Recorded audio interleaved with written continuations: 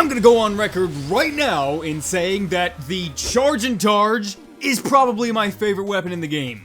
It's fun. It's really gosh dang fun.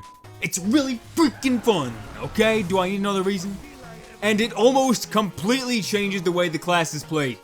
There are only a handful of weapons in the game that really do that.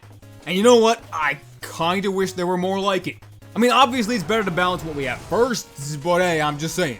Basically, since the game came out, people have discussed hypotheticals about a 10th class. What would it do? What weapons would it have? And if asked about a 10th class, I'd probably give the cop-out answer that I'd rather see the existing classes get weapons that semi-dramatically change how they're played than to see another class get added. It's also probably a slightly more realistic answer. I really don't think they're ever going to add another class.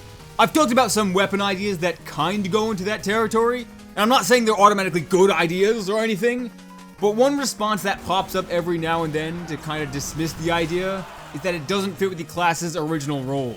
That's kind of the point. Am I the only one who finds that a really lame excuse for there not to be more weapons that give alternate playstyles?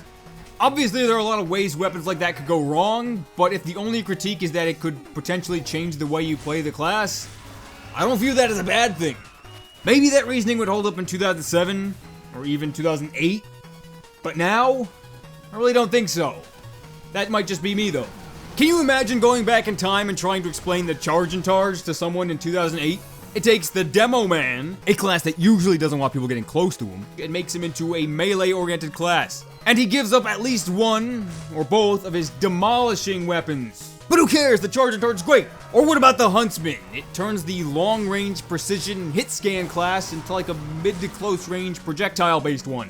It takes the sniper away from the sniper. But it's fun. Or even the Gunslinger, a weapon that encourages Engineer to play more offensively and closer to the front lines. And they would laugh you out of the room if you told them this. Then, as it comes true, they would begin to worship you as a prophet. And at this point, you realize you wasted your one chance to go back in time just to tell everyone about a shield in a video game. And then once you get to a time where you don't know the future anymore, they'll turn on you and probably burn you at the stake for witchcraft. But it'd all be worth it to see the look on their faces. A shield for the Demolition Man? How preposterous!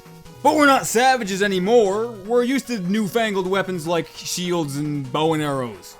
But Demo Man's shields and the Huntsman are just more extreme examples. And if we were to get weapons in the future that really change things up, they probably wouldn't even need to be as out there as something like those.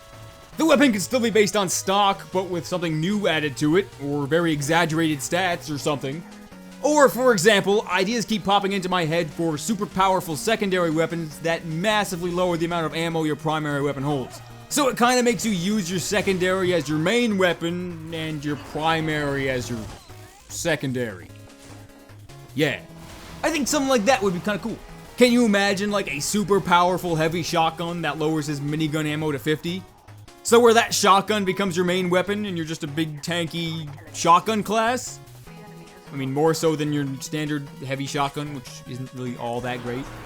It probably wouldn't be the most practical weapon, but neither are Demo Man's shields. And weapons that do significantly change the way the class is played should probably be left as more fun over practical. That doesn't mean it should be bad, it's just that if you alter a class's role in some way, you don't want it to interfere with another class's ability.